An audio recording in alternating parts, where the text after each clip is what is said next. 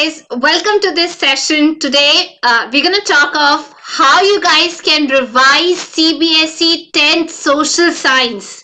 And yes, I'm going to talk about history this time. So how you can revise history in just 60 minutes. Trust me, it's possible. Just because now you don't have to read all the 8 chapters that CBSE has given you in that textbook.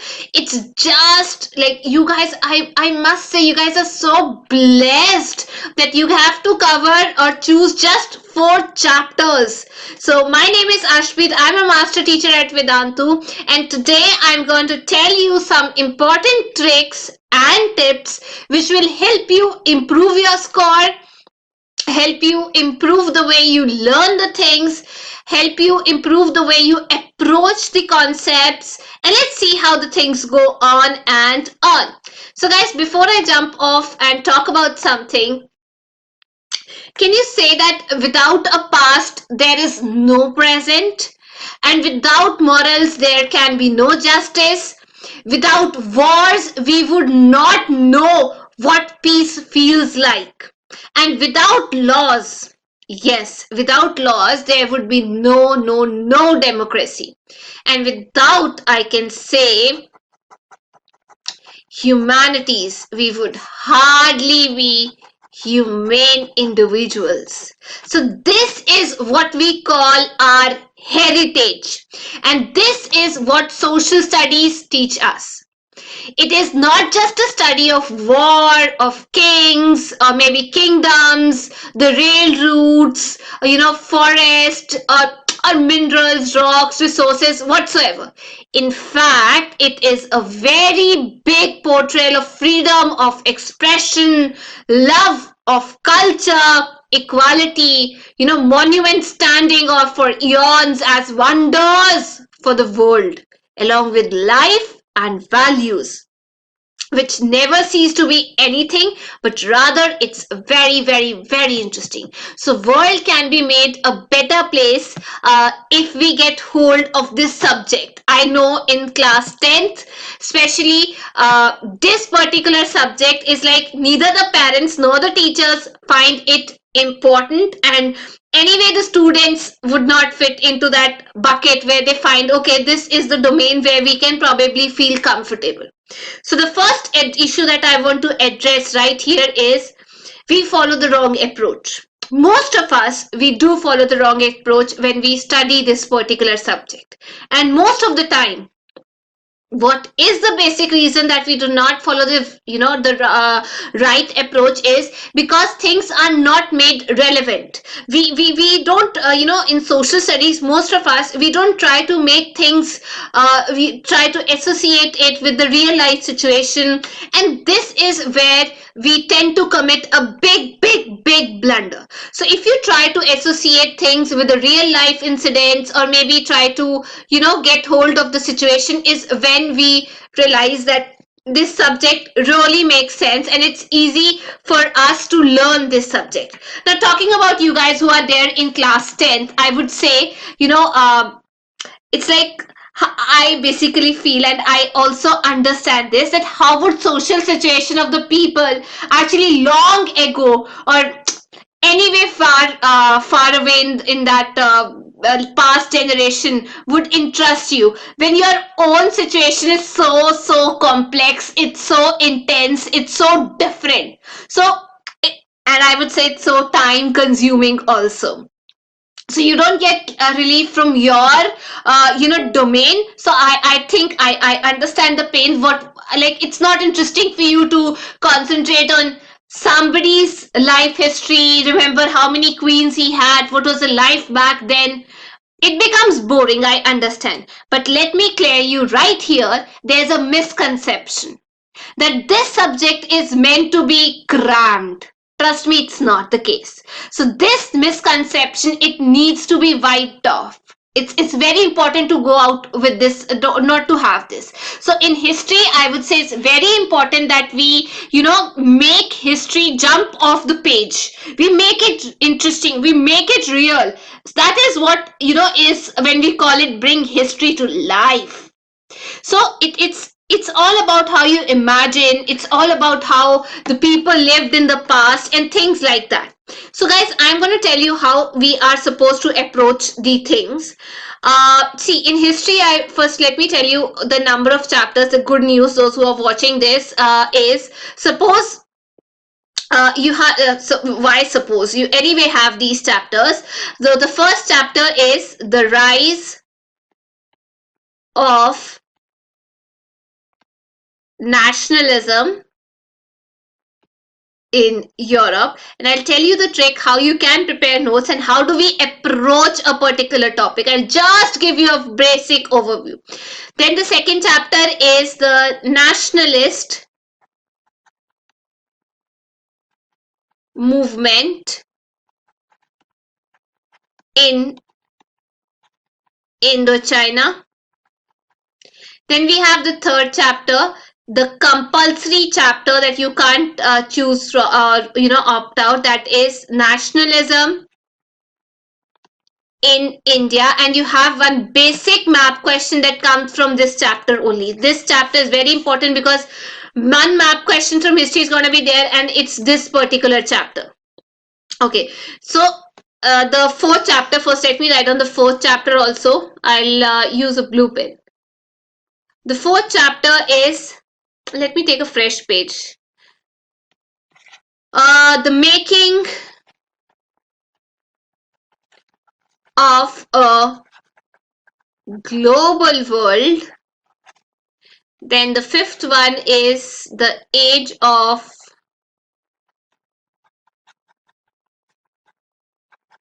industrialization. Sixth being work, life, and leisure. Then we are left with two more chapters, that is print, culture, and the modern world. And finally, we have the eighth chapter, that is novels, society, and history. So how lucky you guys are, let me tell you. So when it comes to history, you've been given in the book these 8 chapters. Trust me, you're given these 8 chapters, but anyway, you are not supposed to cover these 8 chapters. What you have to do is your school is going to choose one chapter from these two, like either of the either chapter you can choose. Then so you have one chapter here. This is a compulsory chapter, you can't opt, you have to go for this chapter, and I'll tell you the map question that you can expect from this chapter. Then I'll tell you how you're supposed to make notes so that you can probably revise the entire course, especially history, under just 60 minutes. Then you have the third chapter that you can probably choose out of these 3 chapters. There's going to be another chapter, let's see, third chapter, and the fourth chapter is going to be one amongst these from these 2 chapters, that is chapter number 7 and chapter number 8. So that makes the total number of chapters, thank your stars for that, that is 4. So you are only have to focus on 4 chapters, and you don't have to burden yourself and to revise all the 8 chapters. So I guess this is a brilliant big news, because social science is a very vast subject, and students often, I understand, you often get confused with the syllabus, with the dates that you need to remember, important wars in history, the names, the map items. So filling the map is also very important, working on that map exercise or that map questions. If you are in a position to score well, that gives you an edge over what others are scoring. So I'll tell you out of that third chapter that I just told you, what can be the expected map question. So I'll help you figure it out. So in chapter number 3, what we cover when we talk about nationalism in India, that's the story right from 1918 to approximately 1930 to be precise. So you might be asked to locate Indian National Congress sessions. What sessions you can expect is the Calcutta session in September 1920. Then there is Nagpur session. Both of them anyway are related to non-cooperation movement in December 1920. Then you can expect them. They can ask about Madras session where they decided to boycott the Simon Commission. Then the Lahore session 1929. Then what else they can expect you is the important sessions of Indian National Congress. Again, that can be related to number one, let's say Kheda. It's not Indian National Congress, but Gandhiji. You can associate it with Gandhiji. You can expect the question about Kheda, which is in Gujarat, related to peasant satyagraha. So they can ask you, where did this peasant satyagraha happen? Second you can expect is the Ahmedabad. That's again in Gujarat, where there's cotton mill workers satyagraha was there. Again, what else you can expect from this chapter is Champaran. That's in Bihar, where there was this story of indigo planters. Apart from this, they can also ask you about Amritsar. Locate Amritsar on the map of India. That's in Punjab, where that Jallianwala Bagh incident took place. Then Chauri Chaura.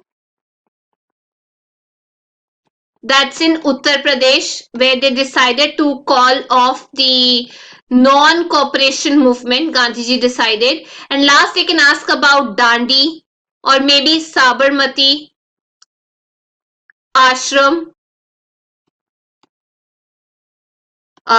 associated with this is associated with salt satyagrah, and this is associated with anyway, both of them, they are associated with salt satyagrah. So in short, you can call it civil disobedience movement. So these are the things that you can expect, you have to take care of when you talk about this map is from social for class 10th. So these are the important things. Over and over, if you start revising them, if you've already marked them well in time in the map, so I don't think there's going to be an issue talking about it. So guys, before I jump on how you are supposed to prepare notes and what things that you can probably use, I want to tell you 5 important things, especially for those who are going to appear in board exams. Just remember these 5 important things.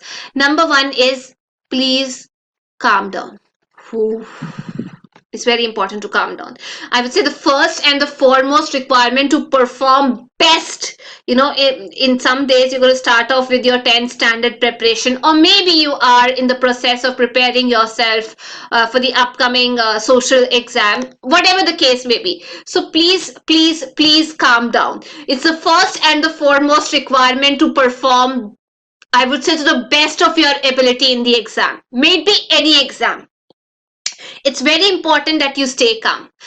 Panicking will it will take you nowhere. Instead, it will increase your burden. Second important thing is, please revise what, especially in board, very near to the board exam, just revise what you have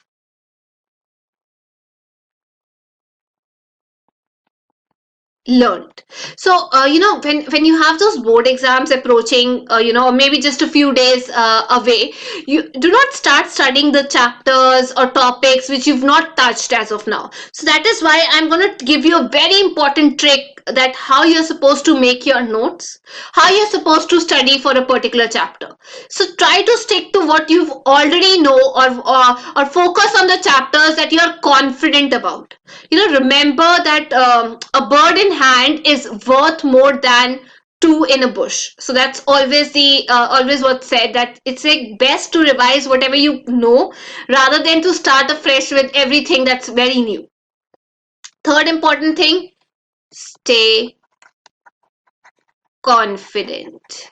Yes, it's very important.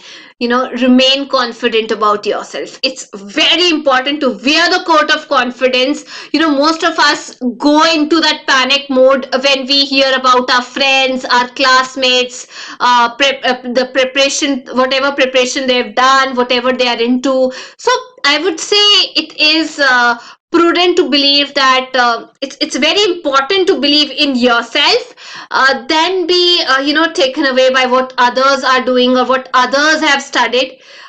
It's very important. Just don't listen or to your parents that Sharmaji's sons is always right. You're not putting that much of effort. It won't make sense, trust me. Fourth important thing is, if ever you feel low, just go in for some walk. Just walk out, go breathe the fresh air. Always talk to your friends, maybe your parents, maybe your teachers. So these are the things that you need to take care of. And finally, I say socialize. This does not mean just play PUBG with your earphones on and listen to the songs all day, or maybe the Amazon or Netflix for that matter. This is unusual for a teacher to say that go socialize. That does not mean when I say socialize, does not mean that you to play PUBG to the next level. It basically means you should not isolate yourself from the world. There is a world. It's just an exam at the end of the day. It's just an exam, and you have to put in your best of effort. But isolating yourself and only studying will eventually increase the stress level, and we don't want that to happen, especially in social studies, when you're studying history. So remember, this is not the end of the world, but you have to ensure that you put in the effort. In my class or here at Vedantu, we never pressurize the child. We always see the best way we can take up, or the best way we can approach a problem and help tackle the students, come to a very good conclusion that way. So let's see what we have, what I'm supposed to tell you, how you can improve or how you can probably work on the skills while you have to remember social studies. It's very important. See, the very first thing is, I'll say history is full of dates, places, names, so that can probably make your head really spin. Ooh, it does happen, I understand. So try making, first important is try making those flashcards. Take sticky notes or whatever sheet of paper you have, with a colored pen. Try to make those flashcards, to remember lots and lots of information that will help you remember the relevant facts. Then what you can use is, let's say you can use the mnemonics. Mnemonics is a device that helps you, I would say, memorize to a next level. It adds to, create a little creativity to the studies, that, to the subject, I would say.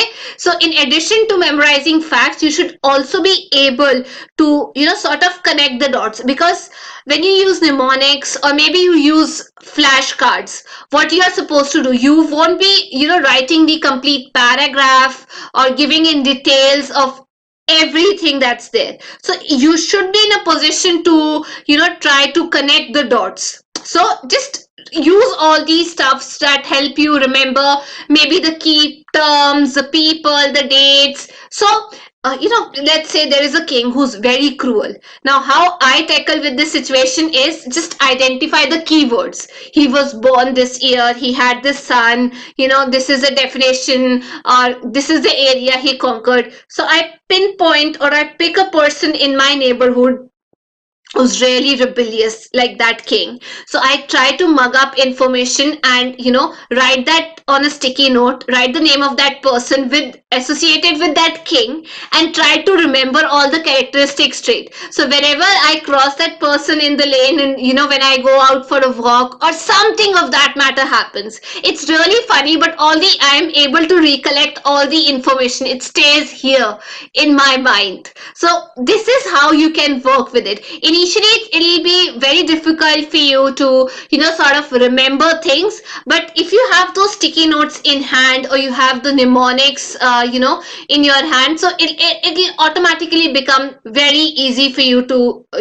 start grasping or start to remember things. So that is what I wanted to tell you. Now I'll, out of By the way, I have an information for you that I'll probably reveal once I am done with the summary of a particular chapter that I want to talk about. So let's talk how you guys are supposed to make notes when it comes to social studies. I'm going to talk about this chapter. Let's talk about work, life, and leisure. It's a very, very common topic. Very easy chapter that probably I feel because I've made notes in that particular manner.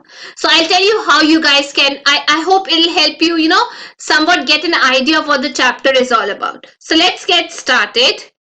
Let's take a fresh page and start. Okay, so this chapter, I'll give you a basic overview of this chapter.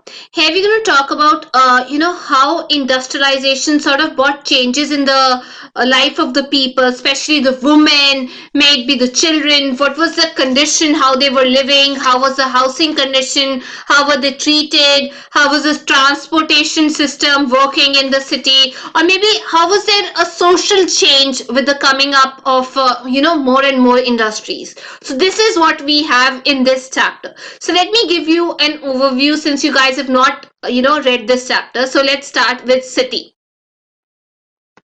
Imagine you don't remember anything about city. So they start off with the definition of this chapter, that city. So it is a center where there is political, it's a center for political power. It's a center for administrative network where trade and industry flourish, and maybe you can talk about religious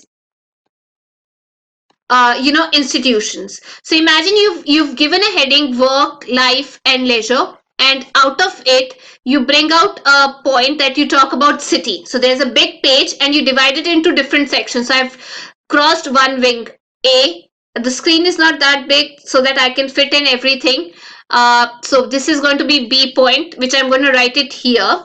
Then you can bring out C point. It's like this chart should look somewhat like this. This is work, life, and leisure, the name of the chapter.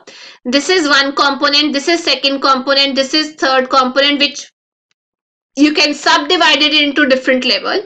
This is again one component, and this way you create a picture. For example, I said city. Now, whenever somebody asks you what is city, you say political power, administrative network, trade and industry, religious center, and supports various forms of activities may be related to artisans. You can talk about merchants, and you're good to go. These are the characteristics of city.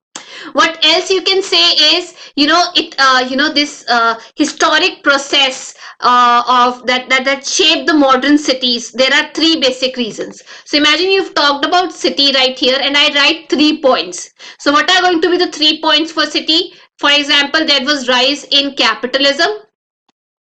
Second point, there was control of colonial power over the large parts of the world. And third is development of democratic ideas. So I guess I've pretty much covered all the important things that are required, or the important stuff that I need when I need to answer this question, that what is a city? Or maybe somebody asks you, what are the historical processes involved to shape the modern cities? I guess the answer is right in front of you. So you've covered one component. Now let's say we focus on this B section and we talk about, let's say, marginal groups.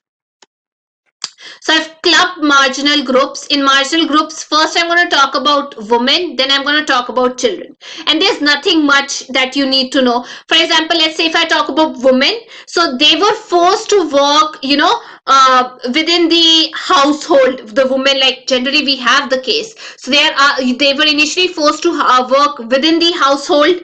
So first point is within the household. They used to work, they used to take up activities like tailoring, washing, or whatever. But however, you can say by 20th century, this is important. By 20th century, women were withdrawn from the domestic work and were again employed into the, wartime industries. So in 20th century, they got engaged in wartime industry.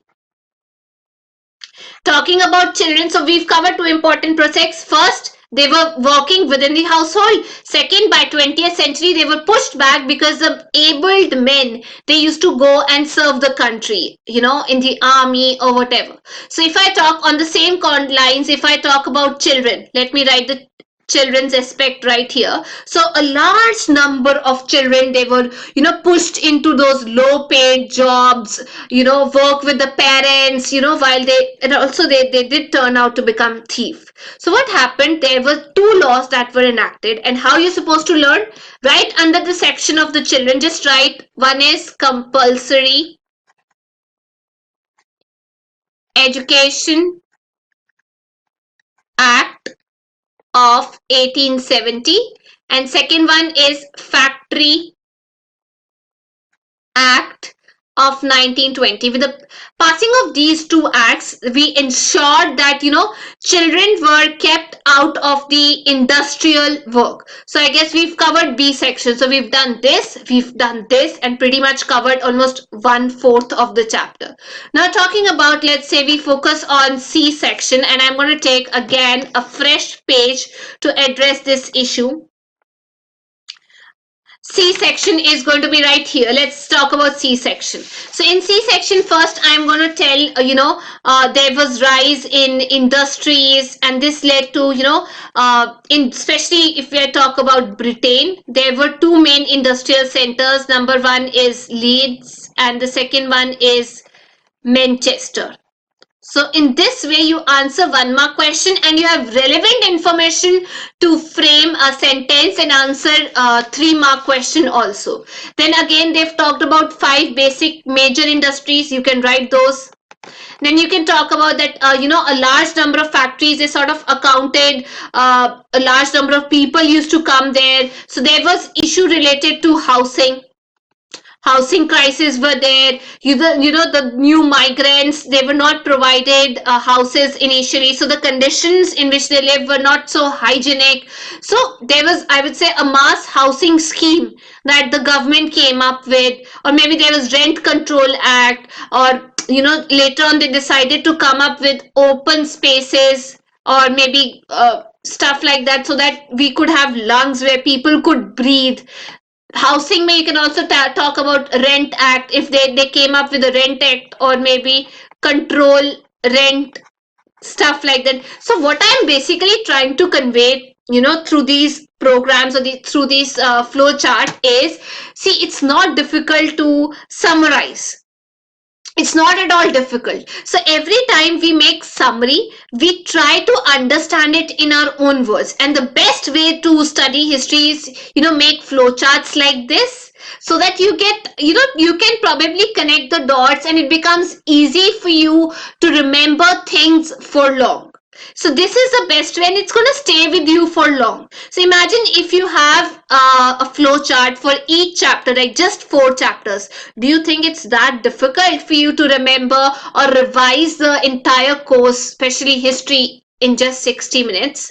I don't think it's going to be a problem. You might have gone through all these contents so many times. You've written it, you've covered important things. Anyway, you are not going to copy paste whatever is written in the book. Whenever you reach the exam hall or enter the exam hall, it's basically you reframe the sentences, you jot down the points you remember. So the best way to remember the important information is, please summarize it in this particular manner, in the form of a flow chart. Make sticky notes, make mnemonics, and eventually I'll tell you in the upcoming classrooms also, that how you can make things work. So let's reveal the announcement right now. So yes, guys, we at Vedantu are coming up with a 2-year long-term course, and the total course price is rupees 1,49,000. But just in case you avail for the same, we have a lightning price, that is discounted price, that is rupees 1,29,000. The course start date is 8th of April 2019. So what are you guys waiting for? Do you really want to spend your parents' money into those coaching institutes that are going to drain your blood, suck your blood, and you have to travel long distances, and then waste energy, it consumes, and why can't you just make use of the technology? Why can't we put in the best model that we have as of now at Vedantu so that everything is served right in front of you? We've got the best faculty. It's not just any faculty, but we've got the best hand-picked faculty. You've got experience, who know the exam pattern, who basically have in-depth knowledge of every course. So we don't basically cater to students just for from a particular area. By the way, it's a 2-year long-term course that's for JEE. So I forgot to tell you, sorry, it's a 2-year long-term JEE course. So we've got the best faculty for physics, chemistry, maths, bio, and you name it, you have it. So you don't have to travel distances, you don't have to cover distance, you don't have to waste your time, your energy. Just come back from school. You, in any case, if you miss out on any lecture, you can anyway watch the replay of the session. We give you the opportunity to raise doubts because your identity remains fictitious. We have your names, but nobody can see your face, who this person is who's asking the doubts. Because most of the time in a classroom that's filled with so many students and occupied that fully packed classrooms, we find it really not, we don't get comfortable that easy. So it's really difficult for us to raise questions or to ask doubts, because that might bring down our image of being that super intelligent guy or stuff like that. But here at Vedantu, from day one, we ensure that you compete with the students, not just from your region, not just from your state, but across the country. Trust me, we have kids, especially from junior classes, we have kids from across the globe. So it's a big platform, guys. Our teachers have really given up good results, if they've come up with good results, and I hope that you guys enroll for the session quickly. Just go enroll for it as quickly as possible. So thank you so much for your time, and I hope this session might have helped you quite a bit of how you guys can approach the subject that's not so boring. And I hope to see you in the upcoming sessions. Till then, till we meet next, take care, stay healthy, stay hydrated, and most important, guys, please respect your parents. That's very important. Thank you. Bye bye. Take care.